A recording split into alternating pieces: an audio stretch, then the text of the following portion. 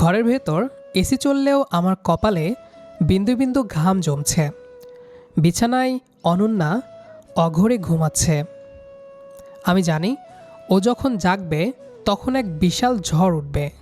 কাল রাতটা আমাদের দুজনের জীবনের সব সমীকরণ বদলে দিয়েছে। কিছুক্ষণ পর অনন্যার ঘুম ভাঙল। ও চোখ মেলতেই কপালে হাত দিয়ে ঝিম মেরে বসে রইল। ওর মাথা খুব ঝিনঝিন করছে।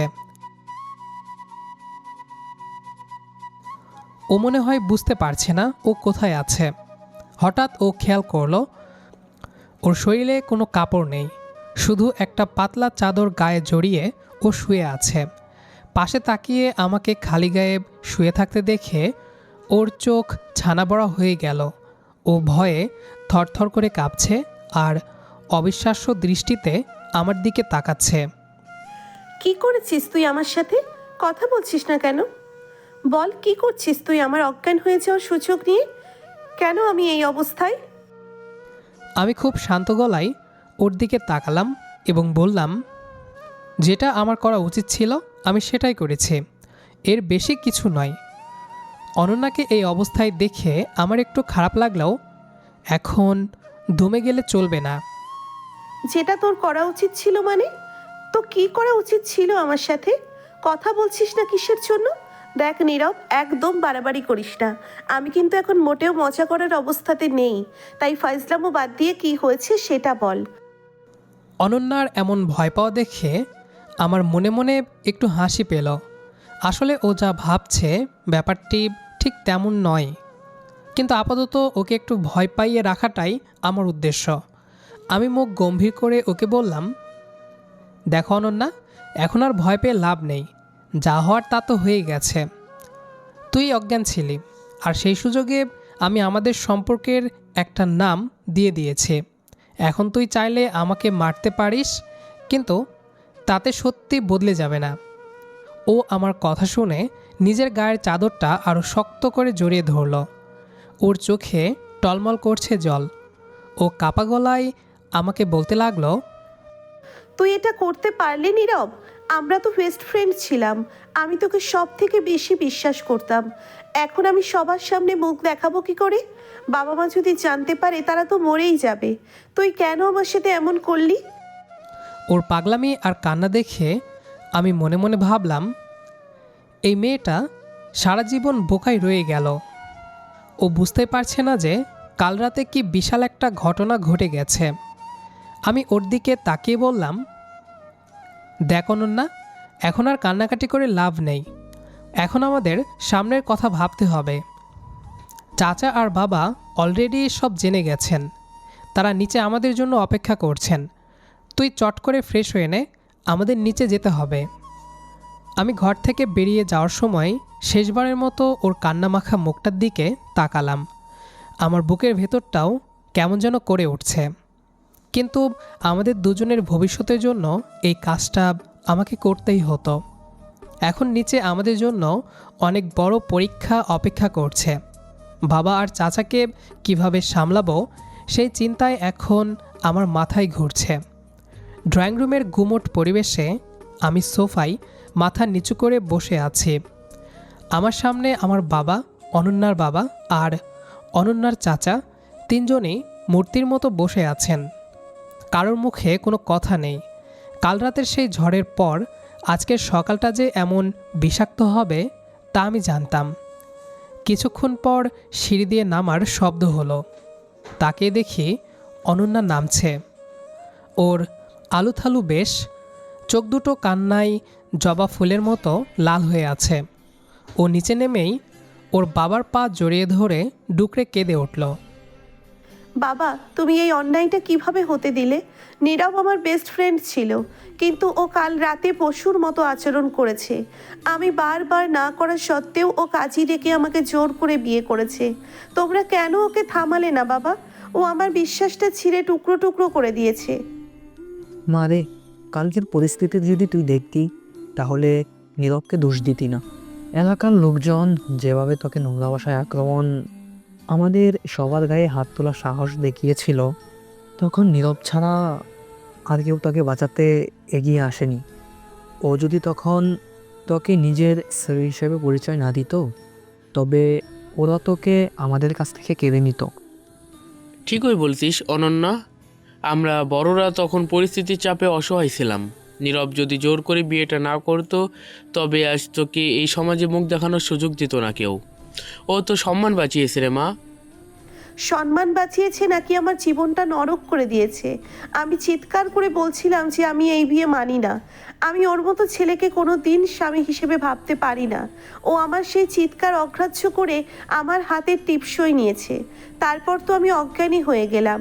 অজ্ঞান হওয়ার পরও ও আমার সাথে কি করেছে সেই কৈফিয়ত কে দেবে? তোমরা কি করে এই লম্পট ছেলেটাকে বিশ্বাস করছো? অনন্যার মুখ থেকে লম্পট শব্দটা শুনে আমার কান দিয়ে যেন আগুন বের হতে লাগলো। আমি আর চুপ থাকতে পারলাম না। সোফা থেকে উঠে ওর সামনে গিয়ে দাঁড়ালাম। রাগে আমার শরীর কাঁপছে। আমি কঠিন গলায় বললাম, দেখো অনন্যা, মুখ সামলে কথা বলো।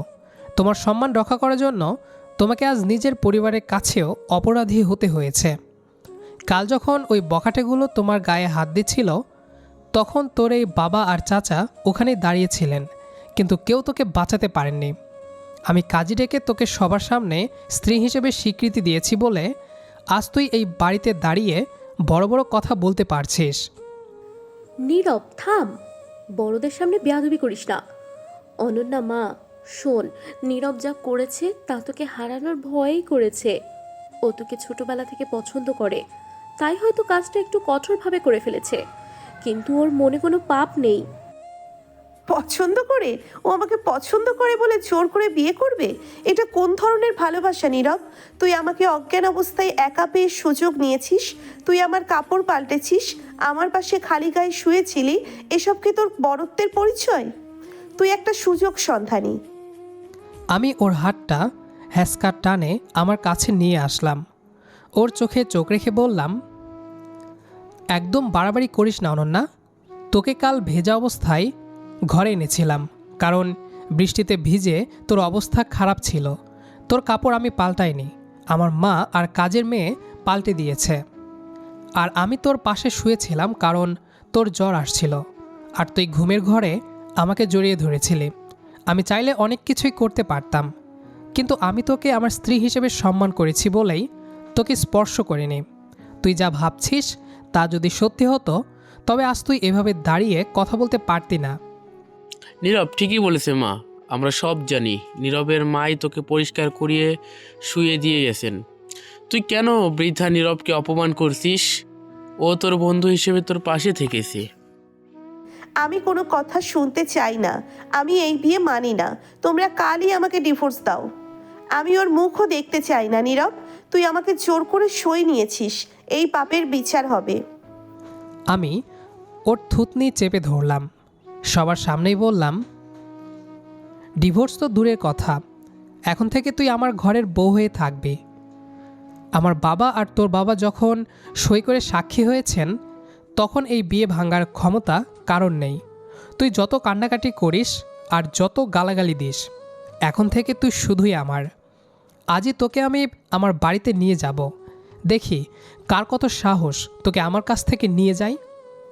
অনন্যা স্তব্ধ হয়ে গেল। ও বুঝতে পারল আমি এবার আর বেস্ট ফ্রেন্ড নেই, আমি এখন এক একগুঁয়ে স্বামী। ওর বাবা আর চাচা মুখ নিচু করে রইলেন, কারণ তারা জানেন নীরব ছাড়া অনন্যাকে সুরক্ষা দেওয়ার ক্ষমতা এই পৃথিবীতে কারণ নেই। আমি মনে মনে বললাম, অনন্যা, তুই আমাকে ঘৃণা করিস আর যাই করিস, তোকে আমি আমার করেই রাখবো। জোর করে তোকে পেয়েছি ঠিকই, কিন্তু ভালোবেসে তোকে আগলে রাখাটাও আমার জেদ। অনন্যার কান্নাকাটি আর চিৎকার কোনো কিছুই আজ আমার কানে পৌঁছাচ্ছে না। ওর অপমানজনক কথাগুলো আমার সহ্য সীমা পার করে দিয়েছে। আমি আর এক মুহূর্ত দেরি না করে ওর হাতটা শক্ত করে ধরলাম।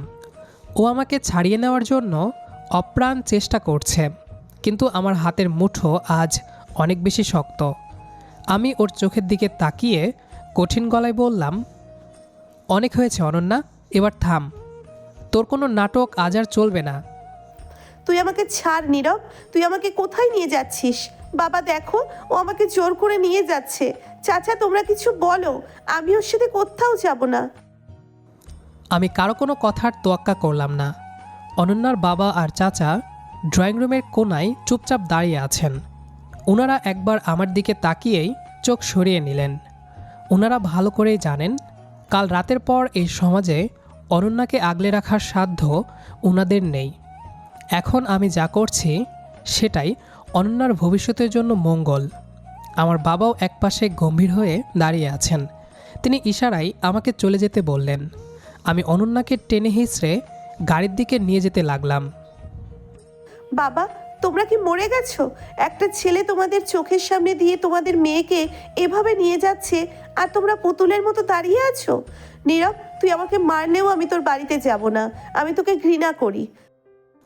আমি দাঁতে দাঁত চেপে বললাম, ঘৃণা করিস তো কর, কিন্তু থাকবি আমার ঘরেই।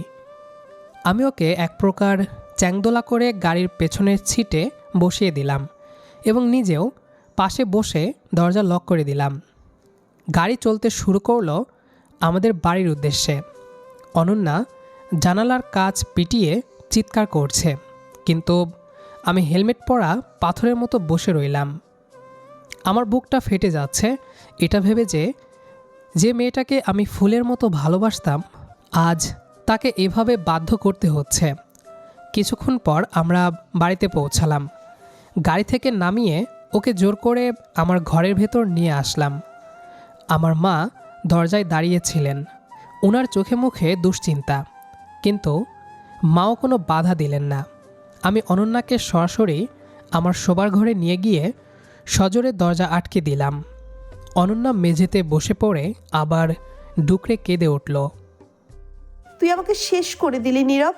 আমার স্বপ্ন, আমার সম্মান সব তুই শেষ করে দিলি। বন্ধু হয়ে তুই আমার পিঠে এভাবে ছুরি মারলি। আমি ওর সামনে হাঁটু গেড়ে বসলাম। ওর কান্না ভেজা মুখটা দুই হাতের তালুতি নিয়ে বললাম, আমি তোর পিঠে ছুরি মারিনি অনন্যা, বরং আমি নিজে ছুরি খেয়ে তোকে বাঁচিয়েছি। তুই যে স্বপ্নের কথা বলছিস সেই স্বপ্ন দেখার মতো বেঁচে থাকতি না যদি কাল আমি ওই কাজটা না করতাম। এখন থেকে এটাই তোর ঘর আর আমি তোর স্বামী।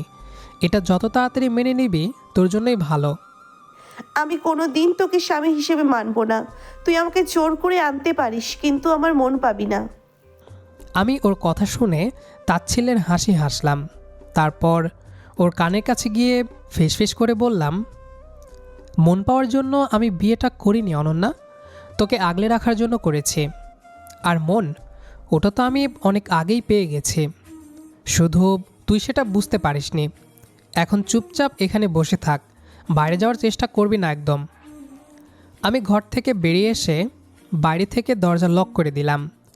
আমার দুশ্চিন্তা হচ্ছে ওকে একা রেখে, কিন্তু ওকে ঠান্ডা করার জন্য এর চেয়ে ভালো কোনো উপায় আমার জানা নেই। আমি জানি ওর বাবা আর চাচা মনে মনে আমাকেই সমর্থন করেছেন, কারণ ওনারা নিজের মেয়ের নিরাপত্তা আমার হাতেই সবচেয়ে বেশি নিরাপদ মনে করেন। এখন শুধু সময়ের অপেক্ষা। দেখা যাক এই জেদি মেয়েটা কবে নিজের ভুল বুঝতে পারে। আমাদের জোর করে বিয়ের কয়েকদিন পার হয়ে গেল। অনন্যা সারাদিন মুখ ভার করে থাকে, ঠিকমতো খাওয়া দাওয়া করে না। আমি অফিস থেকে ফিরে ওকে যতবারই স্বাভাবিক করার চেষ্টা করি ও ততবারই জেদ দেখায়। আমি চেয়েছিলাম ও নিজে থেকে আমাকে মেনে নিক, কিন্তু ওর অবাধ্যতা যেন দিন দিন বেড়েই চলেছে। আজ রাতে অফিস থেকে ফিরে দেখি ও খাবার টেবিল ছেড়ে উঠে যাচ্ছে। এই অনন্যা, খাবারটা শেষ করে যা। আমি আসার সময় তোর প্রিয় চকলেট কেক নিয়ে এসেছি, তুই তো এটা খুব পছন্দ করিস। তোর আনা কিচ্ছু আমি খাবো না। আর আমাকে শাসন করার একদম চেষ্টা করবি না নীরব। আমি তোর বাড়ির কাজের লোক নই যে তুই যা বলবি তাই আমাকে শুনতে হবে। আমি আমার ঘরে যাচ্ছি, খবরদার আমার পেছনে আসবি না। ওর অবাধ্যতা আর এই রুক্ষ সুর শুনে আমার মেজাজটা মুহূর্তেই বিগড়ে গেল। আমি শান্তভাবে ওর সামনে গিয়ে দাঁড়ালাম, বললাম, অনন্যা, আমি ভালোবেসে বলছি, খেয়ে নে, জেদ করিস না। আমি জেদ করবই।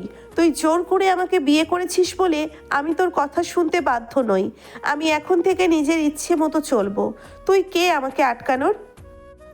কথা শেষ হতে না হতেই আমি ওর হাতটা ধরে একটানে দেওয়ালের সাথে চেপে ধরলাম। অনন্যা একদম চমকে গেল। ওর চোখে মুখে এখন আর রাগ নেই, স্পষ্ট ভয় ফুটে উঠেছে। আমি ওর খুব কাছে গিয়ে দাঁড়ালাম। আমাদের নিঃশ্বাসের দূরত্ব তখন খুব সামান্য। কি করছিস তুই? ছাড় আমাকে, কেউ দেখে ফেললে কি ভাববে? কেউ দেখলে ভাববে স্বামী তার রাগী বউকে আদর করছে। তুই বারবার আমার কথা অমান্য করছিস অনন্যা। আমি কিন্তু সোজা আঙ্গুলে ঘি তুলতে জানি, আবার আঙ্গুল বাঁকা করতেও জানি। তুই যদি ভালো কথা না শুনিস তবে আমাকে অন্য পথ বেছে নিতে হবে। আমি ওর কানের একদম কাছে গিয়ে ফিসফিস করে কথাগুলো বললাম। আমার গলার স্বর শুনে অনন্যা থরথর করে কাঁপছে। আমি ওর ঘাড়ের ওপর নিজের তপ্ত নিঃশ্বাস ফেললাম। ও চোখ দুটো শক্ত করে বন্ধ করে ফেলল। আমি ওর চিবুকটা আলতো করে উঁচিয়ে ধরলাম। কি হলো? এতক্ষণ তো খুব কথা বলছিলি, এখন চুপ কেন? তুই যতবার আমার অবাধ্য হবি ততবার আমি এইভাবে তোকে শাসন করব। এটা মারধর নয় অনন্যা, এটা আমার রোমান্টিক অত্যাচার। সহ্য করতে পারবি তো? তুই আসলেও একটা জঙ্গলি। আমাকে ছাড়, আমি খেয়ে নিচ্ছি। আমি ওর ঠোঁটের একদম কাছে গিয়ে একটা বাঁকা হাসি দিলাম। তারপর ধীরে ধীরে ওকে ছেড়ে দিলাম। ও হন্তদন্ত হয়ে টেবিলের দিকে চলে গেল। আমি দূর থেকে ওর লাল হয়ে যাওয়া মুখটা দেখে হাসলাম। আমি জানি এই জেদি বন্ধুটাকে সামলাতে হলে এভাবেই একটু আদর মেশানো ভয় দেখাতে হবে। আমি মনে মনে ভাবলাম, অনন্যা, তুই যত দূরে যেতে চাইবি আমি তত কাছে আসব। তোকে আমার ভালোবাসা জালে এমনভাবে জড়াবো যে তুই নিজেও একদিন অবাধ্য হওয়া ভুলে যাবি। আজ অনন্যাকে নিয়ে ভার্সিটিতে এলাম, কিন্তু ওর মুখ দেখে মনে হচ্ছে আমি ওকে জেলখানায় নিয়ে এসেছি। আমাদের এই সাপের নেউলের সম্পর্কটা যে, সেই চিন্তায় আমার মাথায় ঘুরছে। দেখ মাইশা, এই জঙ্গলিটার সাথে আমি এক রিস্কায় এসেছি। আমার দিনটাই মাটি হয়ে গেল। সারাক্ষণ শুধু খবরদারি করে, এটা করিস না, ওটা করিস না। উফ, অসহ্য। আমি মোটেও খবরদারি করি না মাইশা। ও তো নিজেই একটা আস্ত পাগল। রাস্তা দিয়ে হাঁটার সময়ও ঠিকমতো খেয়াল করে না। আমি তো ওর ভালোর জন্যই বলি। তোর ভালো তুই নিজের কাছে রাখ নীরব। আমাকে বেশি জ্ঞান দিতে আসবি না। তুই তো আমাকে জোর করে আটকে রেখেছিস। থাম, তোরা কি এখনো ভালো হবি না? তোদের না বিয়ে হয়ে গেছে, অথচ তোদের ঝগড়া দেখে মনে হচ্ছে তোরা এখনো সেই ছোট বাচ্চাদের মতো মারামারি করছিস।